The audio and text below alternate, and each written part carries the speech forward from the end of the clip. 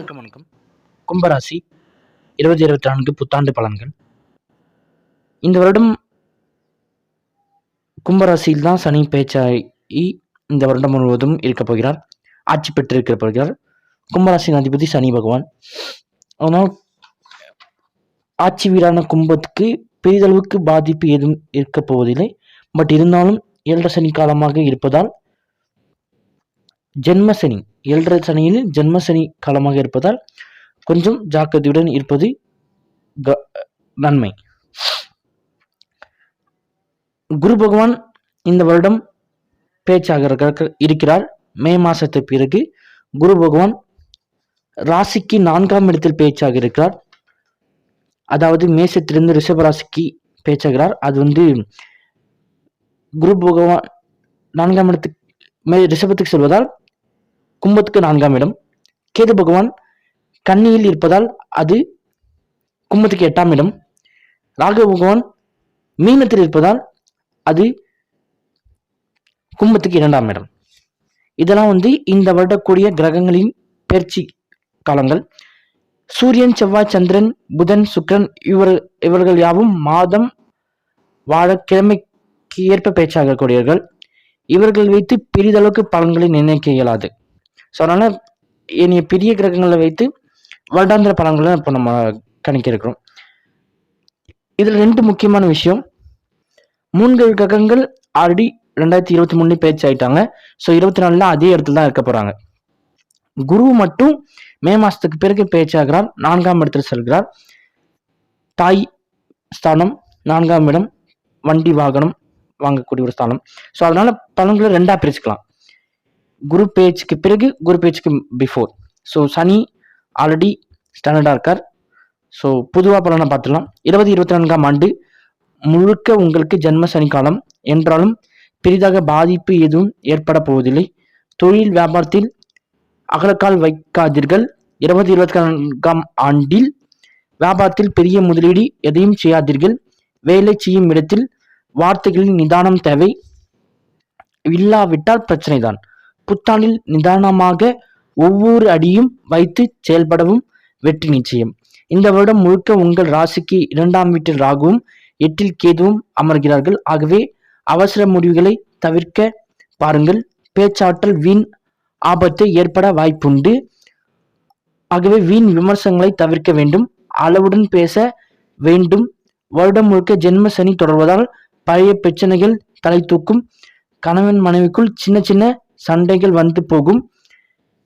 ராகு 2ல் இருப்பதால் உகந்த இடமாகும். பணத்தில் கவலை இல்லை. உணவு சம்பந்தப்பட்ட துறையில் வியாபாரம் செய்பவர்களுக்கு கொழுத்த லாபம் உண்டாகும். கேது 8ல் இருப்பதால் உகந்த இடம் அல்ல. அஷ்டம கேது காலம். இருந்தாலும் குரு பார்வை கேது மேல் படுவதால் கொஞ்சம் பாதிப்பு குறையும். அடகு வியாபாரம் செய்பவர்களுக்கு திருடர்கள் தொல்லை அதிகரிக்கும். முக்கிய ஆவணங்கள் ஞாபக மறதி காரணமாக தொலைக்க நேரும். கணவன் மனைவி பிள்ளைகளுக்கிடையே கருத்து வேறுபாடு வலுக்கும். சனி 1ல் இருப்பதால் உடல் ஆரோக்கியம் சீராக இருக்காது. இரும்பல், சைனஸ், ஒற்றை தலைவலி, பக்கவாதம் போன்ற நோய்கள் கடுமையாக பாதிக்கும். சிலருக்கு சிறுநீரக பிரச்சனை ஏற்படும். மருத்துவ செலவு அதிகரிக்க கூடிய ஒரு காலமாக இந்த காலகட்டம் இருக்கும்.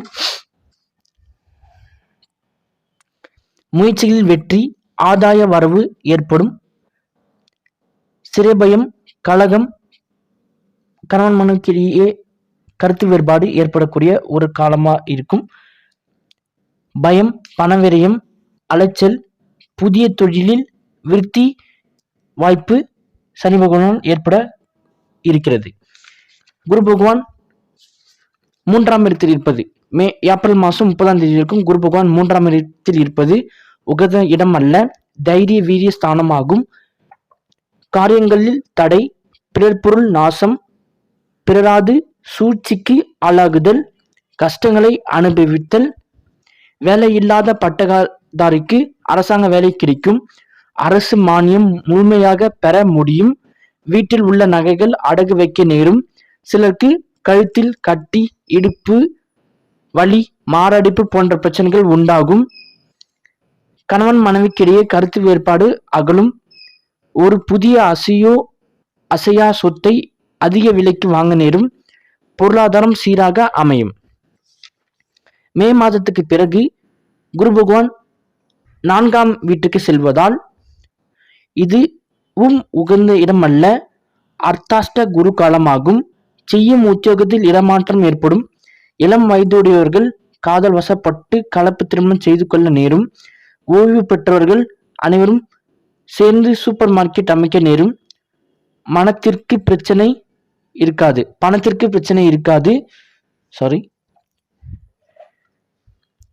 கடுமையாக அவமானம், பழிபாவம், சோகம், மரணகண்டம், பிறரால் துன்பம் பெறுதல், வீண் விவாதம் உண்டாகும். தொழில் மாற்றம், உத்தியோக மாற்றம், பதவி இறக்கம், இடமாற்றம், தேக ஆரோக்கியம் பாதிக்கப்படல், தனநாசம், குழந்தைகளுக்கு சிரமம் உண்டாகும். குழந்தைகள் படிப்பு கவனம் தேவை. அகங்காரம், தவறான பாதையில் செல்லல், விரயங்கள் அதிகரிக்க கூடிய ஒரு ஆண்டாக இந்த ஆண்டு இருக்கும். வேறு தேச வாசம், மருத்துவமனை செலவு, சுப செலவுகள் ஏற்பட வாய்ப்புள்ளது. இது யாவும் சனி, ராகு, கேது, குரு கிரகங்களால் கிடைக்கக்கூடிய புத்தாண்டு பொது பலன்கள். இவை யாவும் தசாபுத்தி அந்தர பலன்களுக்கு ஏற்ப மாறுபாடு படும். மேலும் இந்த வீடியோ பிடிச்சிருந்தா லைக் பண்ணுங்க, ஷேர் பண்ணுங்க, சப்ஸ்கிரைப் பண்ணுங்க. உங்க ஃப்ரெண்ட்ஸ் அண்ட் ஃபேமிலிக்கு இந்த வீடியோ ஷேர் பண்ணிட்டு அவங்களையும் இந்த வீடியோவை பார்க்க சொல்லுங்க. ஜாதக ரீதியான தகவல்களுக்கு பஞ்சாங்கம் எக்ஸ்பர்ட் சேனலை அணுகுங்க. நன்றி, வணக்கம். Thank you. Please subscribe to our channel. Thank you so much for வாட்சிங்.